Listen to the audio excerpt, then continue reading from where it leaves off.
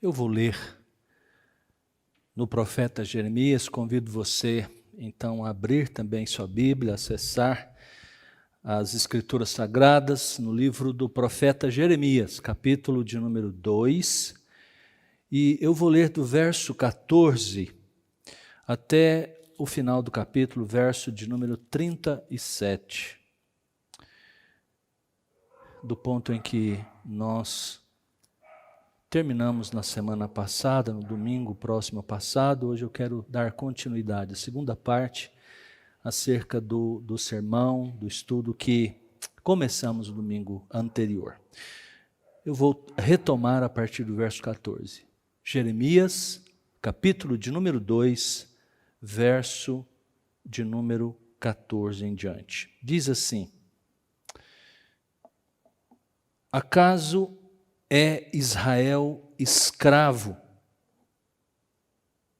ou servo nascido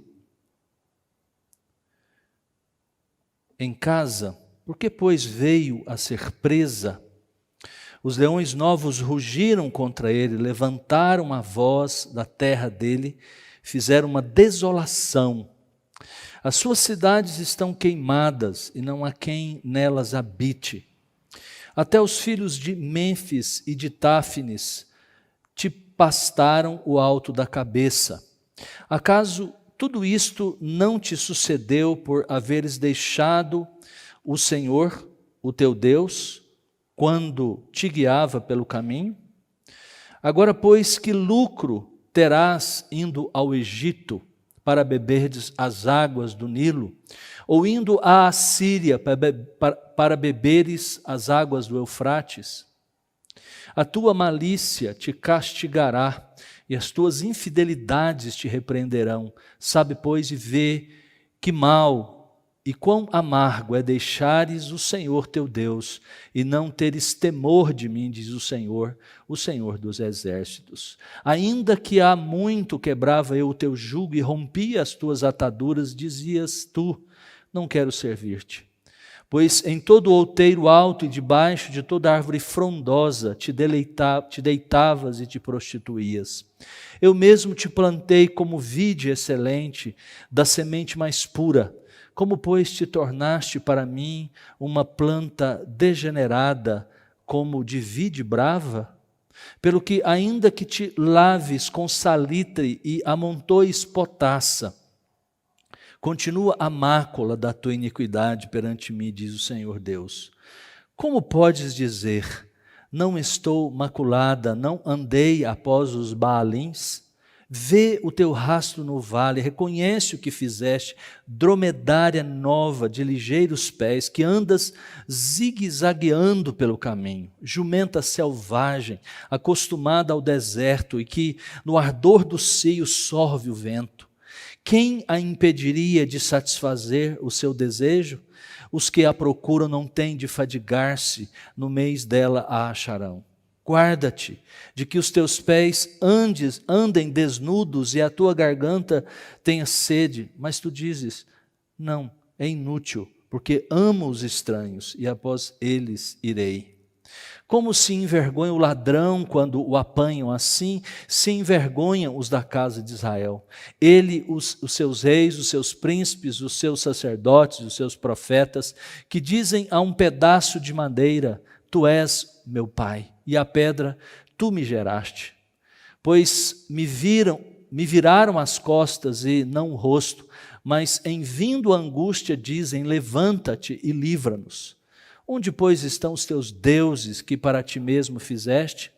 Eles que levantem-se, te podem livrar no tempo da angústia, porque os teus deuses, ó Judá, são tantos como as tuas cidades.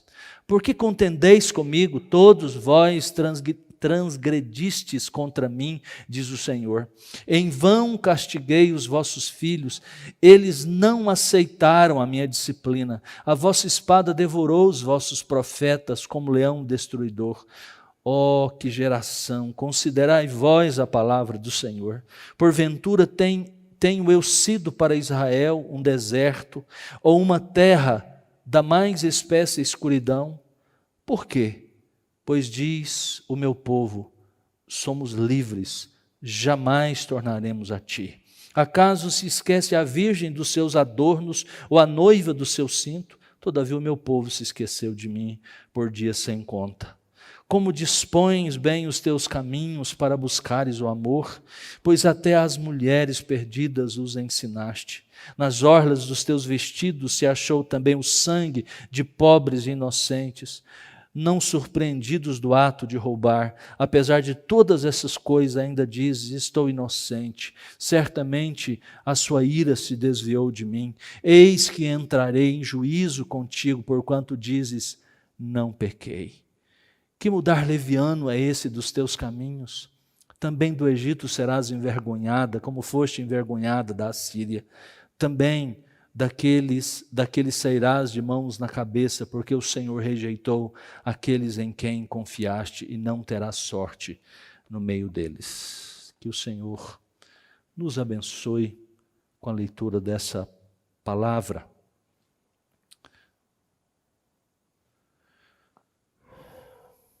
Vamos orar, vamos buscar a bênção do Senhor agora que vamos Senhor nosso Deus e nosso Pai Celestial, Senhor, nós te damos graças, ó Pai. Te damos graças porque, Senhor, temos a oportunidade, ó Deus, de estarmos aqui. Senhor, de mais uma vez poder abrir a palavra do Senhor, podermos, ó Deus, contar com a presença e com a bênção do Senhor também. Rogamos que, ó Deus, na medida em que o texto for exposto, Tu fales ao nosso coração e, ó Deus, Tu tragas aplicação e desafio para a nossa vida.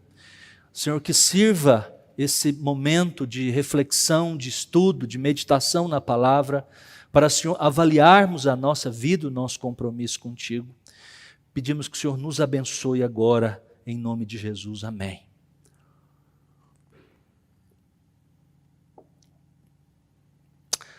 Eu iniciei no domingo passado a exposição desse texto, um texto bastante longo e também muito rico de figuras, de imagens.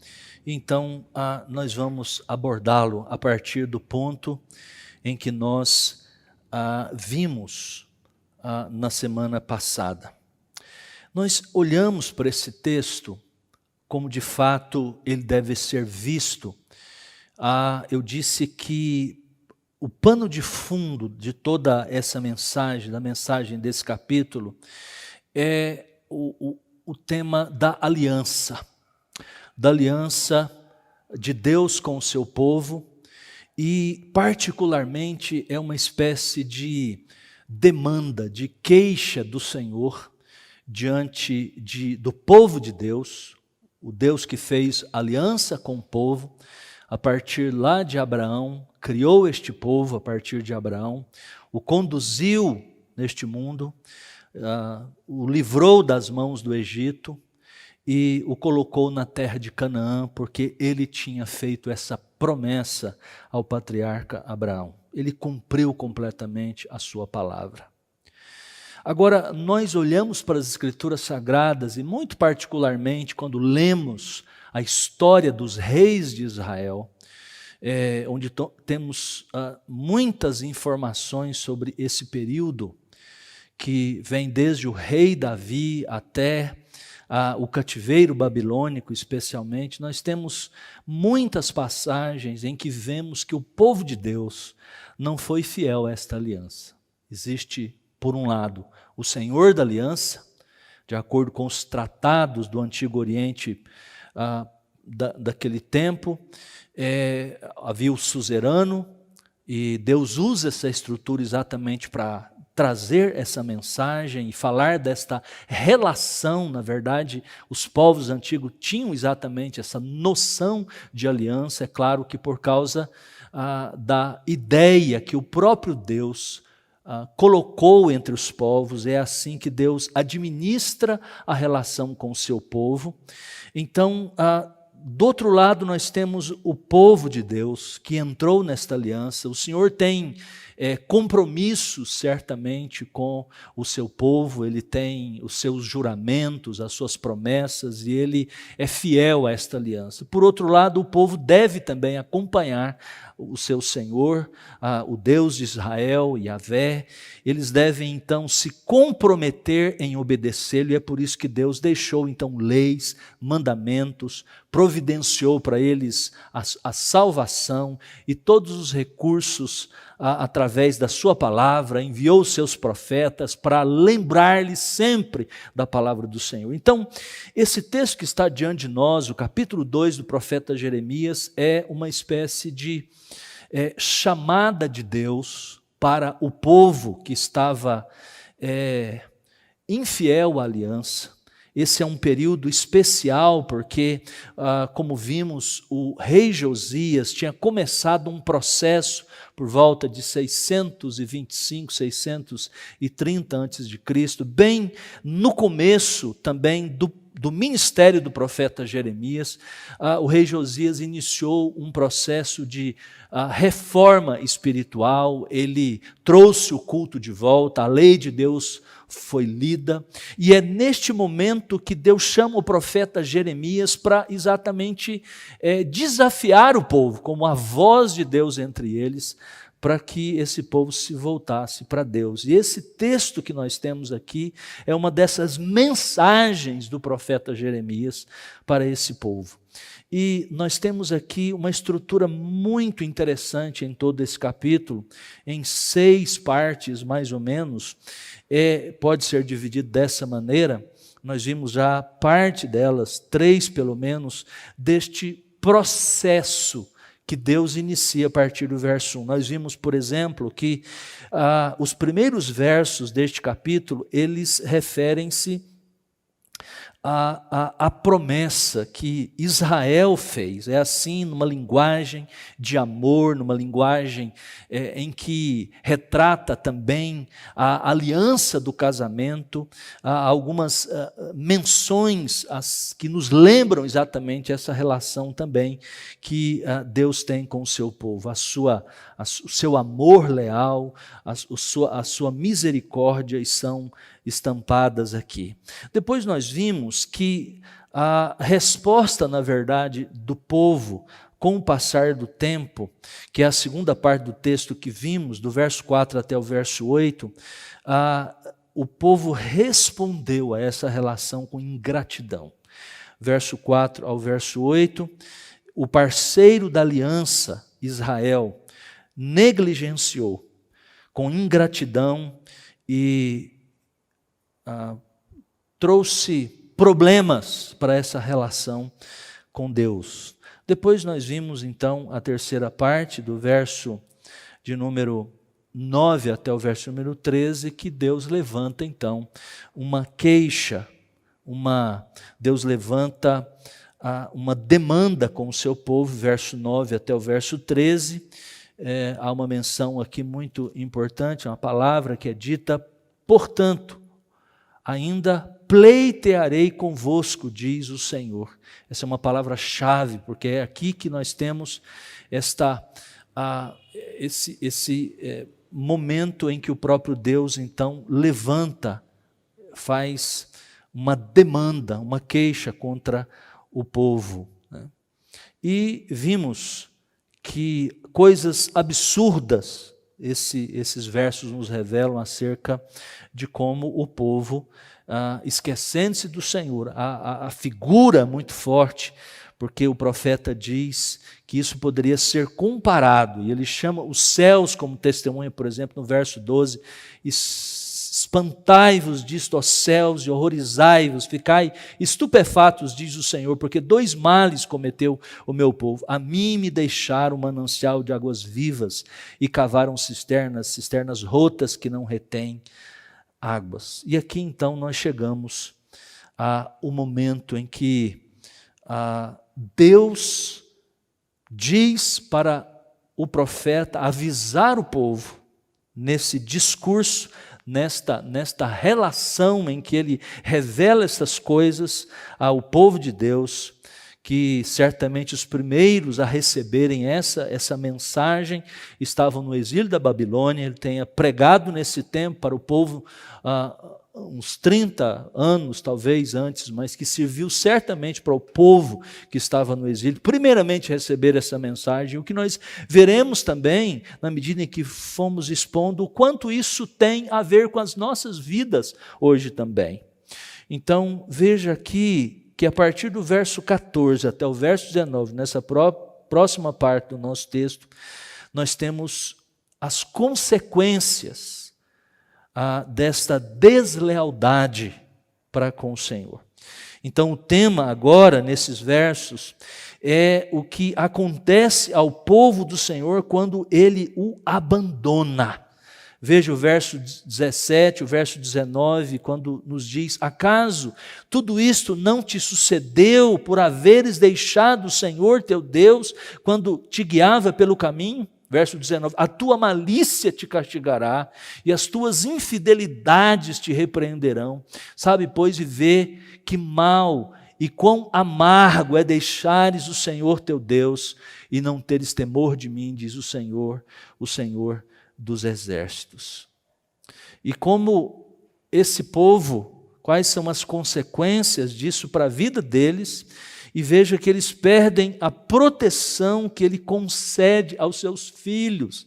Uma das marcas mais importantes desta relação de aliança é que Deus, na medida em que o povo fosse sendo fiel, convivendo, caminhando com Deus neste mundo e fossem fiel a eles, eles teriam a presença de Deus.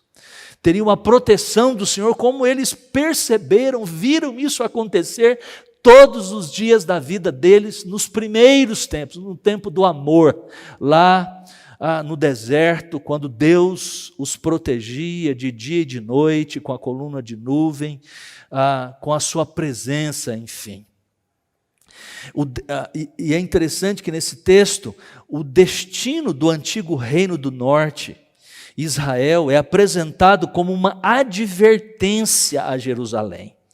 Veja, se este aqui é por volta do ano 627, 625, quando o profeta Jeremias proferiu essa mensagem, o reino de Israel, ou seja, as tribos do norte, cuja capital era Samaria, quando o reino foi dividido, e Israel, as tribos do norte, se tornaram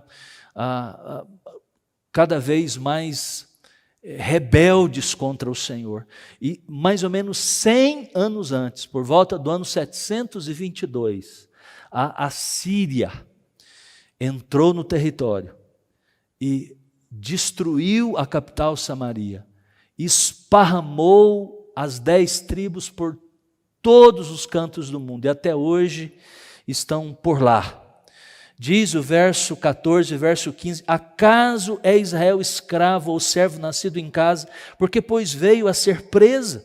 Os leões novos rugiram contra ele, levantaram a voz, da terra dele fizeram uma desolação.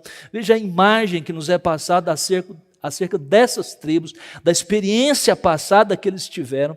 E o profeta Jeremias está dizendo o seguinte: é esse o destino que vocês querem? É isso que vocês querem? A mesma experiência que as 10 tribos do norte experimentaram. A figura aqui de leões é uma imagem do povo assírio, dos seus exércitos. Grandes inscrições até hoje nas cidades assírias daquele tempo que são descobertos, tem essas imagens. Era um símbolo do poder assírio. E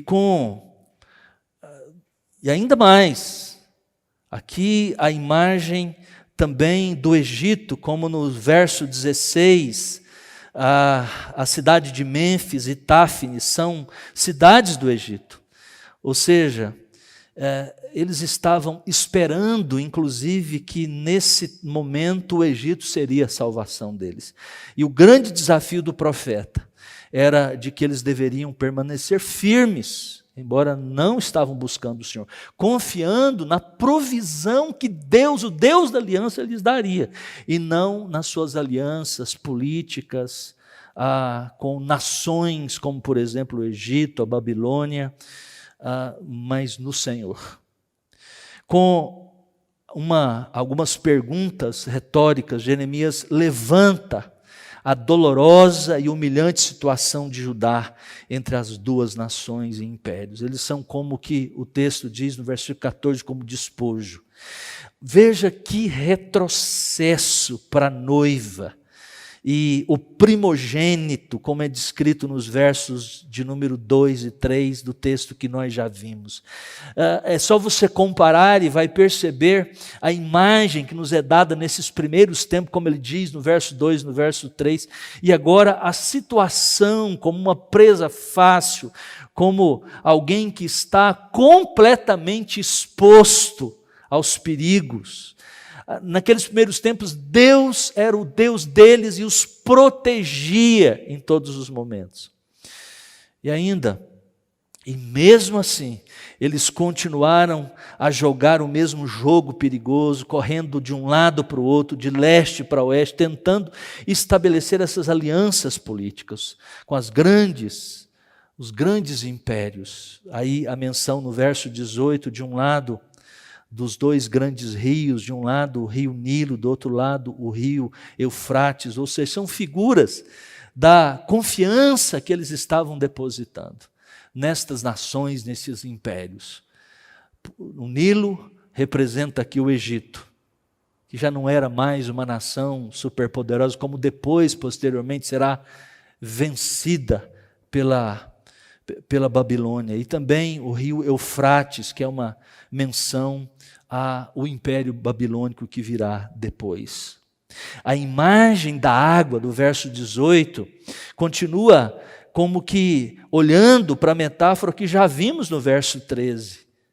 Verso 13 que diz dos males, de ter rejeitado a fonte de águas vivas, um rio de águas vivas, por cisternas rotas que não retêm as suas águas, tendo abandonado ao manancial de águas vivas de seu Senhor da aliança, eles ficariam tão desapontados com as águas contaminadas dos rios de alianças políticas indignas de confiança, quanto com as cisternas quebradas dos cultos cananeus da fertilidade, nos quais eles se envolviam neste tempo.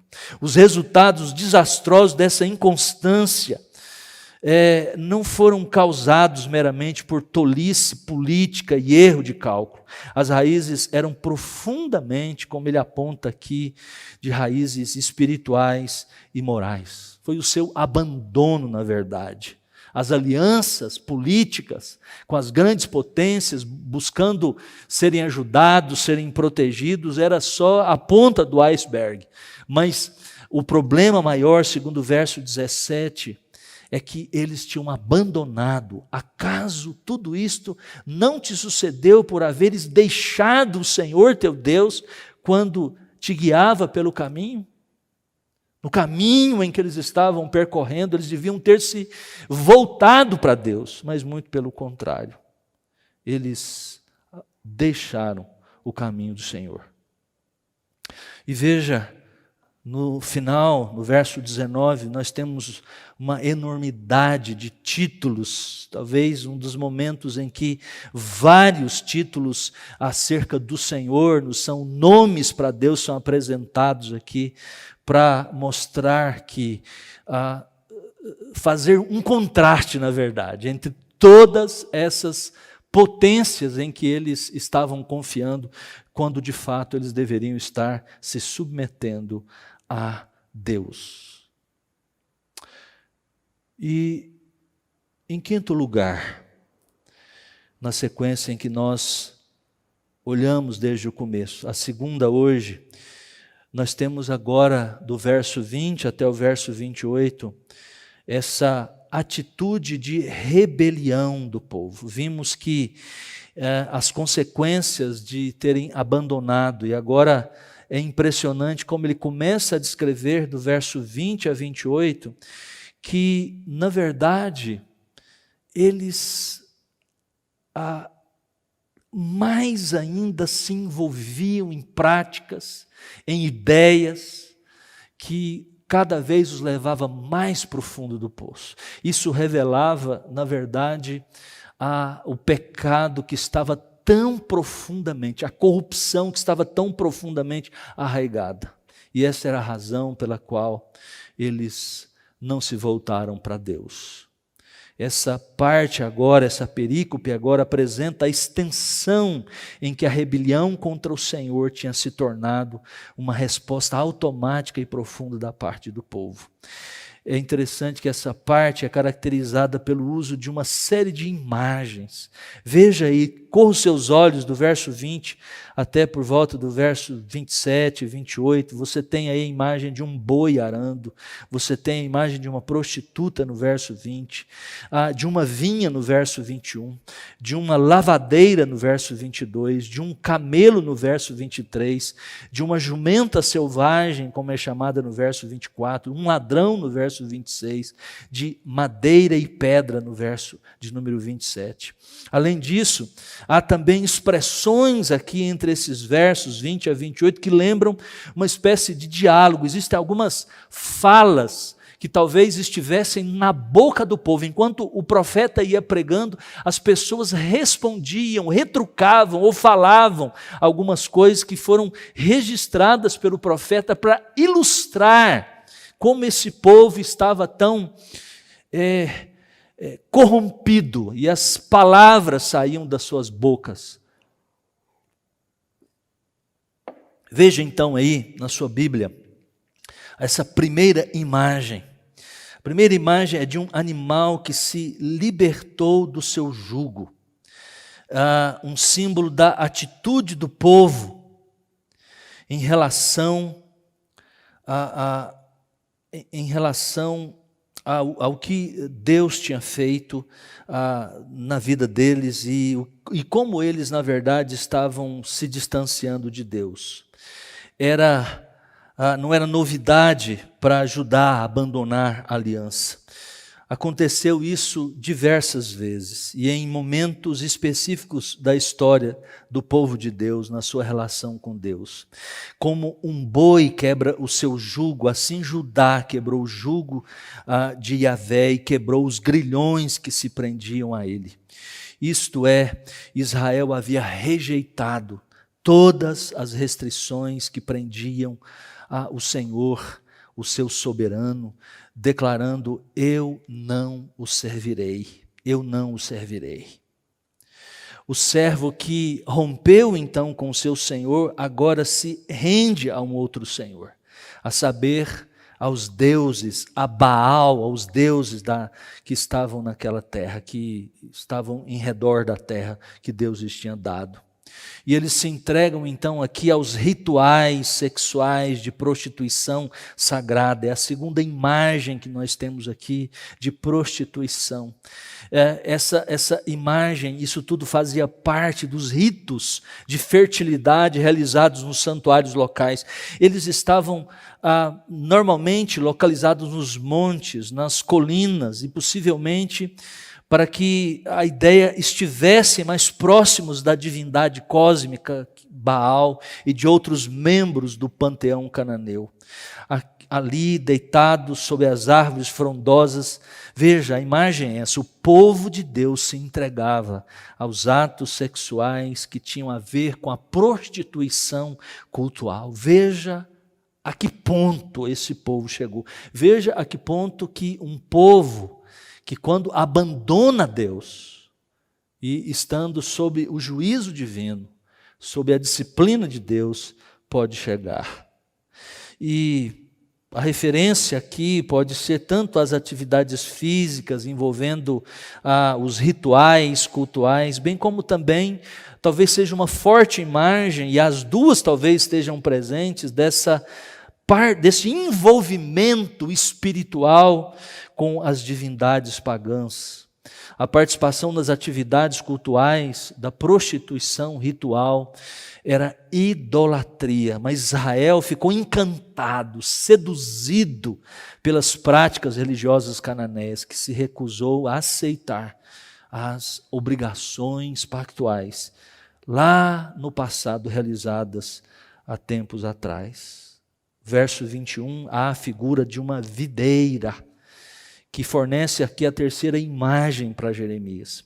Esta videira era uma uva vermelha, é a famosa, muito famosa, as uvas, a videira Sorek, como ela é descrita nos textos antigos. Esta videira era uma uva vermelha, de alta qualidade, cultivada numa região que ficava ali próximo, entre Jerusalém e o mar.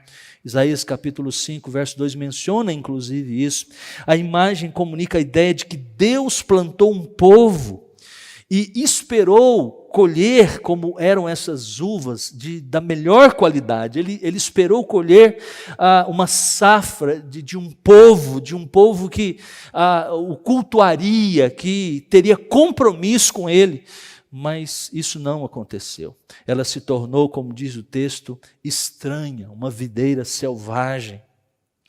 E é interessante que Jesus, no Novo Testamento, ele, no capítulo 15 do Evangelho de João, nos é registrado que Jesus pega essa imagem da videira e diz exatamente assim para os discípulos, eles que estavam ali ouvindo nesse momento, nem o apóstolo que o traiu, nem Judas estava mais perto dele, quando ele diz: eu sou a videira verdadeira e o meu pai é o agricultor.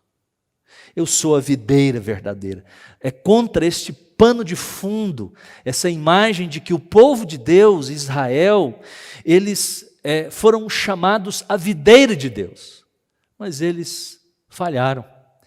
Eles não representavam essa videira, que produziria os devidos frutos, mas coube ao Senhor Jesus, na sua encarnação, o Deus unigênito, aquele que veio do seio do Pai, encarnou-se, tornou-se como um de nós, e é por isso que ele assumiu exatamente este título, dizendo: eu sou a videira verdadeira. Ele era a videira genuína que faz a vontade do Pai, como diz João capítulo 15. E veja que ainda nessa imensidão de metáforas que ele usa aqui, mais uma, ele agora, em versos 22, uma imagem forte de uma lavadeira que tenta tirar a mancha de uma peça de roupa. A mancha da sua culpa não resolveria em esfregar, mesmo que com soda cáustica, é a expressão aqui, ou como se pegasse qualquer dos melhores produtos de limpeza da época. A iniquidade de Judá estava tão arraigada que nenhuma quantidade de tratamento com melhor detergente, o melhor sabão da época, de fato removeria, porque o problema não estava no exterior deles. Não eram as roupas nesse sentido, mas era o próprio coração do povo. A expressão permanece a mácula do teu delito perante mim indica que, embora eles possam esconder as coisas dos tribunais humanos, o soberano governador de tudo não é enganado. E até que o assunto seja tratado da maneira devida, o povo não será aceito por ele. Para purificação espiritual, para serem espiritualmente livres desta sujeira, eles precisariam muito mais do que o melhor dos produtos de limpeza oferecidos na época. Assim como nada, ainda que nós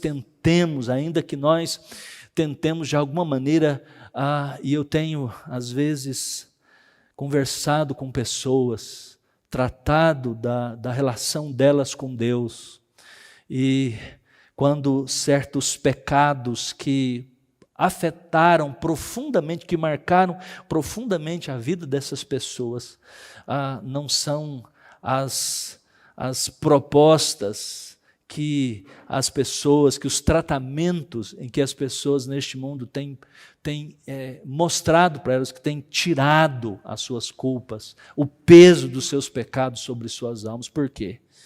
É o mesmo problema. O tratamento que pode, de fato, trazer as pessoas de volta para Deus e colocarem devolverem as suas consciências uma limpeza, uma fluidez, a ousadia na presença de Deus, uma total liberdade na presença de Deus. É só mediante aquilo que o salmista Davi, no Salmo 51, verso 2 e verso 10, uma renovação interior no coração. Agora, há algumas imagens fortíssimas nesse texto, para mostrar a profundidade dessa pecaminosidade. Ele começa desde algumas imagens e vai trazendo isso, vai aprofundando aqui a partir desses versos 23 e 24. Ele aprofunda e fala de uma maneira grotesca, inclusive, quase que proibida para menores, as expressões que ele usa no verso 23 e verso 24. Para mostrar exatamente a situação desse povo. A cena então muda agora para uma imagem vividamente sexual, a luxúria de uma camela, diz o versículo 23, parte B, e de uma jumenta no cio, no verso 24, diz assim, verso 23, vê o teu rastro no vale, reconhece o que fizeste, dromedária, o camela nova de ligeiros pés, que anda zigue-zagueando pelo caminho, jumenta selvagem, acostumada ao deserto e que no ardor do cio sorve o vento. Quem a impediria de satisfazer ao seu desejo? Os que a procuram não têm de fadigar-se, no mês dela a acharão. São imagens fortíssimas. Um estudioso que viveu, na verdade, durante muitos anos no Oriente Médio, foi professor de uma escola de teologia muito importante ali na cidade de Beirute, num seminário teológico lá, e que conhecia muito bem essa região e os costumes, a cultura, aquelas cidades ali, aquelas regiões. Ele escreve sobre essa visão que o profeta Jeremias nos dá, essas menções que ele faz, tanto à camela como também ao asno, ou à jumenta selvagem. E ele fala algumas palavras que eu vou ler sobre a camela, e qual a imagem, como é que isso é impressionante. Diz Kenneth Bailey, literalmente, esse camelo está zigue-zagueando entre suas trilhas. O camelo novo é a ilustração perfeita para tudo que é volúvel e irresponsável. É desajeitado ao extremo e foge em qualquer direção, à menor provocação, causando fúria a quem o guia. Sentar-se na praça de uma vila e assistir a um camelo jovenzinho fugindo com um assustado camponês correndo loucamente atrás dele, é uma experiência inesquecível. Um camelo tão jovem nunca dá mais do que uns 3 passos em uma direção certa. Até hoje, o exemplo do camelo jovem resulta numa dramática ilustração de qualquer coisa inconstante, assim, zigue-zagueando pelo caminho. É uma descrição fiel de um jovem camelo que dá a Jeremias uma ilustração perfeita da inconstância de Israel. O que Jeremias queria dizer é que o povo de Deus corre para todo lado para pecar. Eles são incapazes de decidir a que Deus eles querem servir. Essa é a imagem que o profeta passa. Agora, veja a imagem da jumenta, essa sim.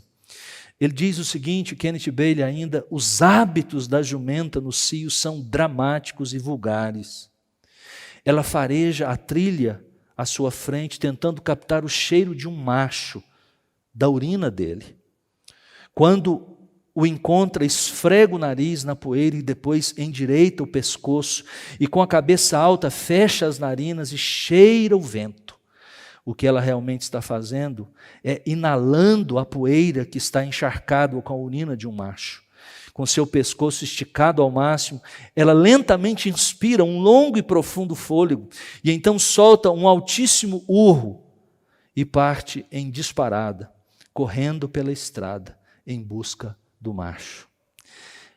Veja que imagem forte de conotação sexual e descrevendo essa prostituição moral e espiritual com a qual o povo da aliança, o povo que ele chamou, está vivendo. O pecado, diz o profeta Jeremias com essa grotesca imagem, é que o pecado é como um impulso sexual incontrolável de um animal como esse. As duas imagens se combinam para descrever Israel como infiel, escravizado por uma paixão feroz na busca pelos deuses de Canaã.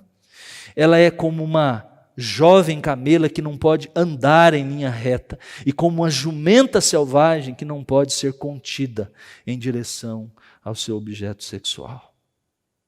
No caso de Israel, essas práticas particulares que suscitaram essa imagem vívida, certamente tem a ver com as práticas culticas que aconteciam no vale de Ben-Hinom, no desfiladeiro profundo pelo lado oeste de Jerusalém, lá bem perto do vale de Cedron, no sudeste da cidade.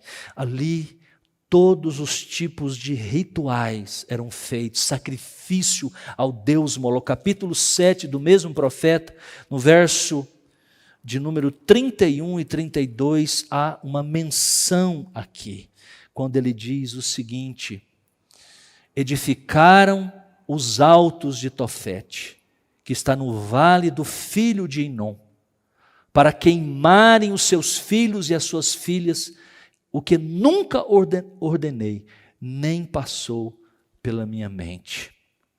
Isso que eles estavam vivendo. E tudo isso, outras imagens nós temos aqui, que são descritas pelo profeta. E como consequência deste vício do povo, é apresentado de duas maneiras aqui, nos versos 26 a 28. Primeiro, veja que tudo isso trouxe vaziez e uma completa inutilidade. E dos versos 26 até a 27, nós temos uma demonstração de inconsistência muito grande da parte do povo. Eles, diz o verso 27 do capítulo 2, que dizem a um pedaço de madeira: Tu és meu pai, e a pedra tu me geraste, pois me viraram as costas e não o rosto, mas em vindo a angústia dizem: levanta-te e livra-nos. Na hora da necessidade, na hora em que as coisas estão ruins, eles então invocam a Deus: levanta-te e livra-nos. E então Deus responde: onde, pois, estão os teus deuses que para ti mesmo fizeste? Eles que se levantem, se te podem livrar no tempo da sua angústia, porque os teus deuses, ó Judá, são tantos quanto as tuas cidades. Veja a inconsistência, eles vão atrás dos outros deuses nos tempos de alegria, nos tempos em que Deus lhes permite viver em paz, em segurança, mas aí quando a mão de Deus vem como disciplina de Deus, eles estão reclamando. A essência desta demanda é exatamente está aqui. Eles estão reclamando. E que é o próximo passo do verso 29 até o verso 37, a última parte desta demanda de Deus, que é exatamente a refutação que Deus faz do verso 29 ao verso número 37. Ele diz no verso 29 assim: por que contendeis comigo? Todos vós transgredistes contra mim, diz o Senhor. Em vão castiguei os vossos filhos. Esta é a última parte, então, dessa demanda ou dessa queixa da aliança, que consiste nessa refutação do Senhor o que o povo disse ao declarar que eram inocentes. Eles tinham a disfarçatez, a incoerência de dizer que eram inocentes. Talvez isso tomava diferentes formas. Aqui nós vemos o absurdo Mas isso é mais real do que às vezes nós queremos assumir no nosso dia a dia. Nós vemos uma demonstração de auto-engano, de ilusão na vida desse povo, como nós vemos também na história do povo de Deus, inclusive na nossa, como o pecado muitas vezes nos ilude, nos engana, e nós não temos noção muitas vezes da nossa própria relação com Deus. Parece que eles aqui tentavam justificar, fazendo contra-acusações contra o Senhor. A ideia que está no verso 29. Do tipo assim, Deus não fez uma aliança conosco? Nós não temos por pai Abraão, nós vemos isso no Novo Testamento. Os religiosos do tempo de Jesus, embora estavam com um coração completamente distante de Deus, eles diziam, nós não somos escravos do pecado, disseram para Jesus. Eles repeliram João Batista quando ele disse, vocês são raças de víbora. O que eles disseram? Nós temos por pai Abraão. Eles reivindicavam o passado, a aliança de Deus, do tipo, ele não é o meu Deus, ele não é Deus, então ele deve nos proteger de todo mal. É isso que muitas vezes se passa na cabeça de muitas pessoas, e o que é impressionante, isso é próprio a gente perceber essas ideias na vida dos ímpios. Certa vez conversando com um senhor, ele diz exatamente isso. Que Deus era obrigado mesmo a fazer todas as coisas, ele não é Deus. Mas muitas vezes, de formas diferentes, nós vemos esse tipo de argumento na boca de cristãos. Essa era a maneira em que o povo levantava-se diante de Deus. Nas relações geopolíticas da época, quando um grande rei visitava um vassalo, um reino vassalo, rebelde, com algum tipo de punição, o vassalo ficava em choque. Pelo menos esse era o caso normal. Mas no caso de Israel, a visitação divina, em alguma forma de julgamento, foi completamente em vão. O povo, diz o verso 30, não aceitou a correção. É dito, em vão castiguei os vossos filhos, eles não aceitaram a minha disciplina. A vossa espada devorou os vossos profetas como leão destruidor. Em vez disso, eles se voltaram contra os representantes do Senhor. Eles destruíram os profetas com uma crueldade que o texto diz aqui como comparada a um leão quando vai contra a sua presa.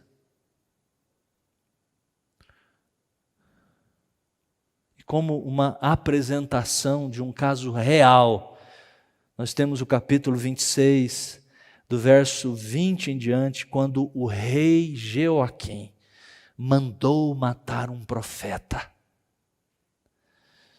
Veja que essa última parte, ela se divide em dois argumentos básicos, que são as refutações de Deus diante dessa essa contra-acusação do povo em relação a Deus. Primeiro, eles são um povo rebelde e contumaz. Eles se esqueceram da aliança. Verso 30 até o verso 32, esses são os argumentos.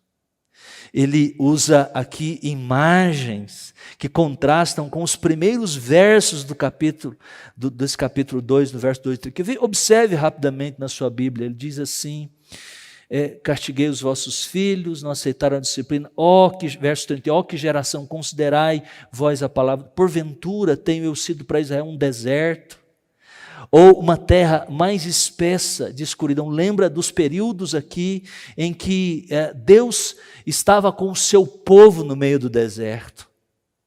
Verso 32, veja a imagem, acaso se esquece a virgem dos seus adornos, ou a noiva do seu cinto, todavia o meu povo se esqueceu de mim por dias sem conta. Volte ao verso 2 do capítulo 2, vai e clama aos ouvidos de Jerusalém assim, lembro-me de ti, da tua afeição quando eras jovem, do teu amor quando noiva.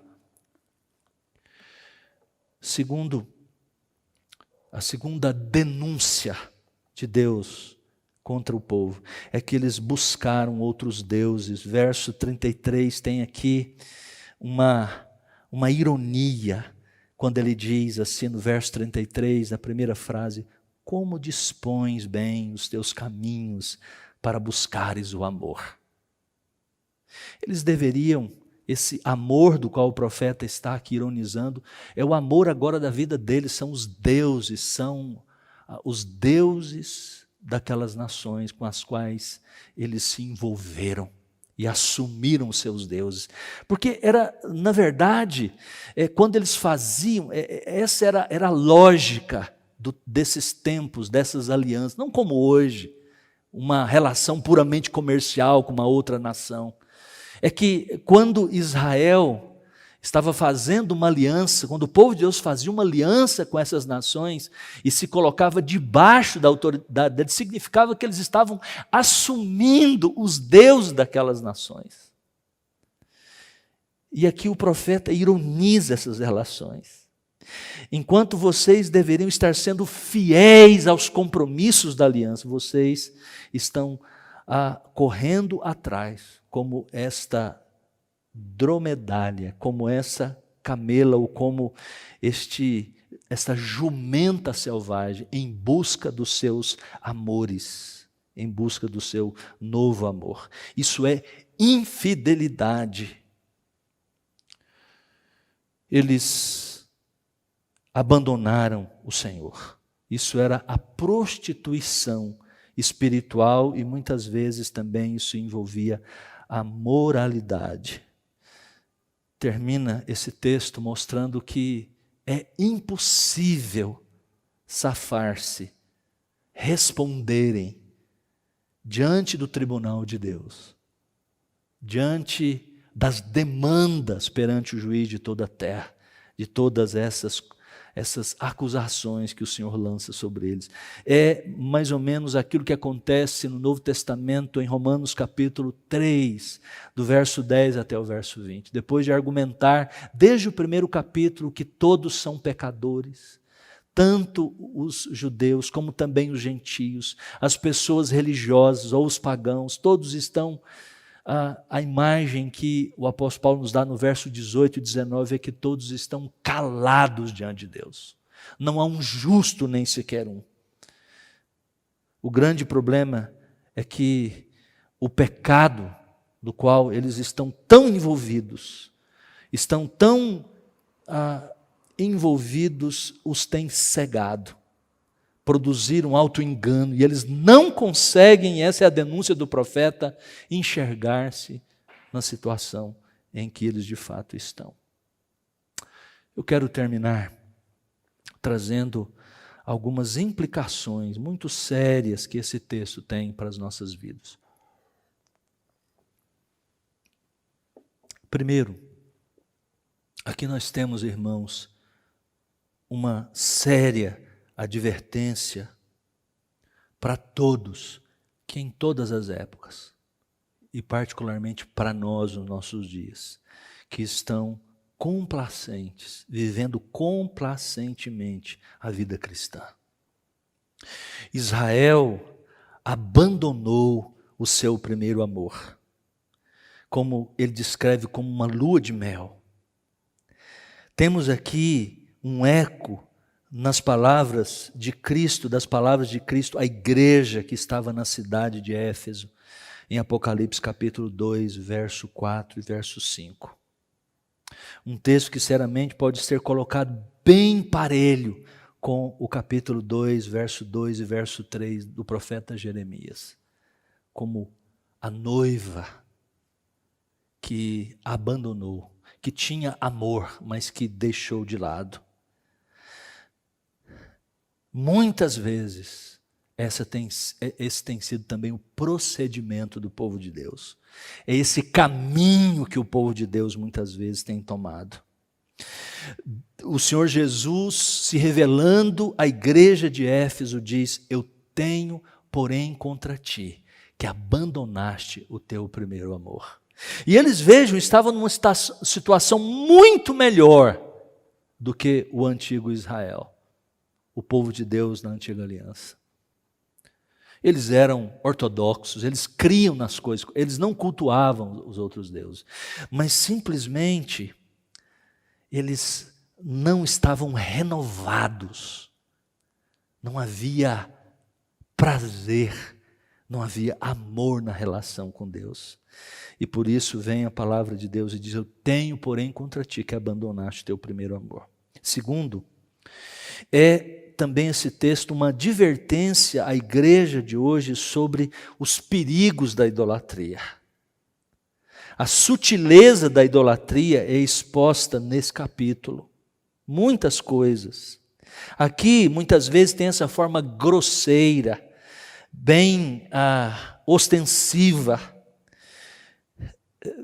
Vemos que não era também simplesmente uma questão de outros deuses na forma física, os ídolos e estátuas de outras religiões, isso também acontecia, mas também a questão das alianças nas quais as pessoas colocavam a sua suposta segurança, ou das quais esperavam ter grande lucro, ter grande ganho.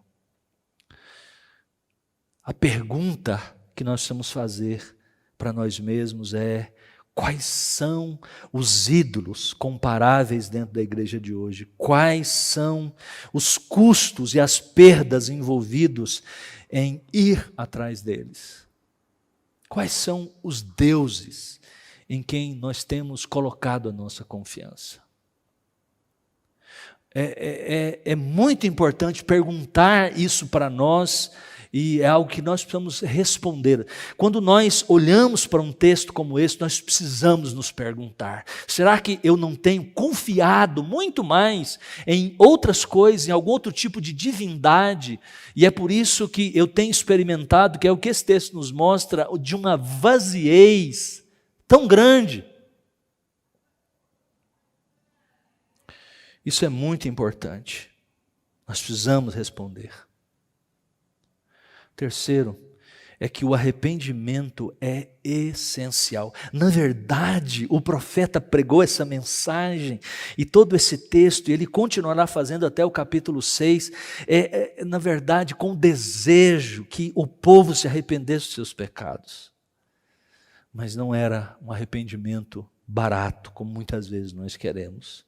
Esses capítulos nos forçam a enfrentar o custo para Deus de nos trazer de volta a si mesmo. A questão não é apenas se nós podemos voltar para Deus, mas será que Deus nos trará de volta e, nesse sentido, voltará para nós? Essa é uma pergunta que, graças a Deus no Evangelho de Jesus Cristo, que é na morte e na ressurreição de Jesus, que essa pergunta é respondida com um eterno sim.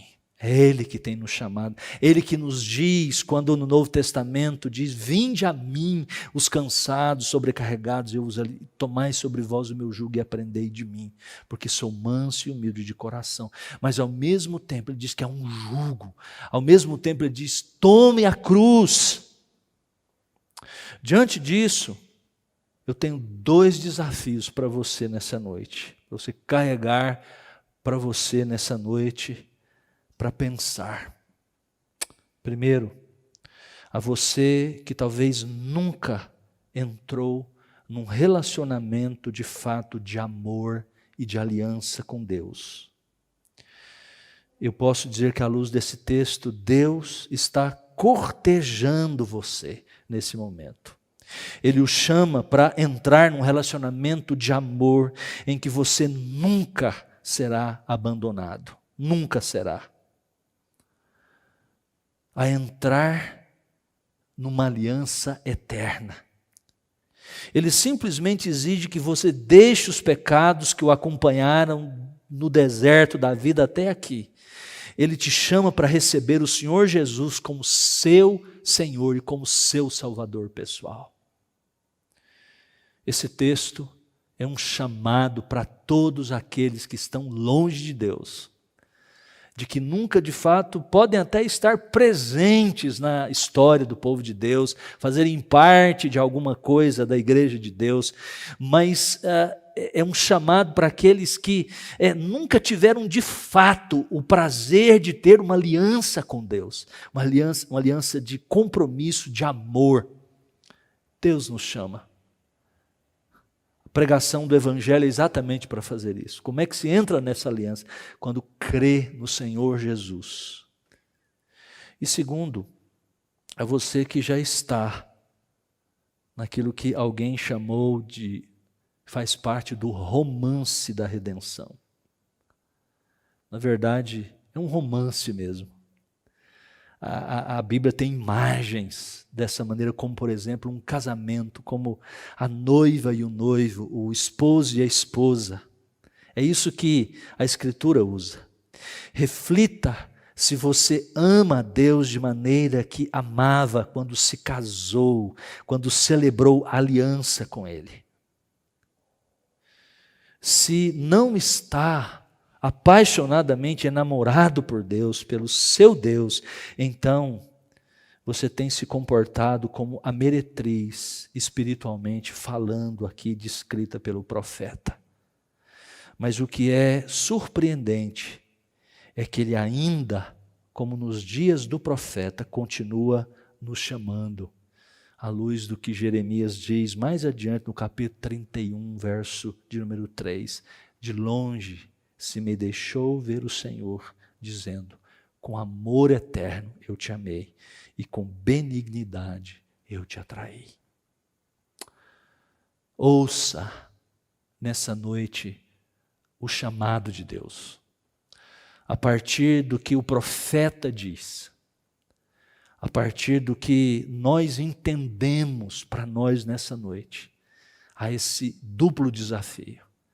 O desafio a você, que não tem certeza, ou que de fato chegou à conclusão nesses dias que você não faz parte da aliança, você não tem uma aliança com Deus. Você não celebrou esse pacto, crendo no Evangelho de Jesus Cristo, mas é você também que já está no romance da redenção, da história redentiva, mas que deixou passar, que não está mais apaixonado nesta relação. O Senhor te chama. Vamos orar? Deus nosso Pai, nós queremos neste momento suplicar para que, ó Deus, as pessoas que estão nos ouvindo nessa noite, sejam, ó Deus, despertadas para o que a Tua palavra diz. Ó Deus, em relação a este chamado, ó Deus, para se fazem parte do número do povo de Deus, mas que estão desanimados, que estão cocheando entre dois caminhos, que estão, ó Deus, se prostituindo, ó Deus, se envolvendo com outros deuses. Ó Deus, que o Teu povo seja despertado nessa noite. Aqueles, ó Deus, que não experimentaram o Evangelho, não entraram na aliança com o Senhor, que Tu, ó Deus, possas, de fato, operar nessa noite. A grande salvação é o que Te pedimos. Em Jesus. Amém e amém.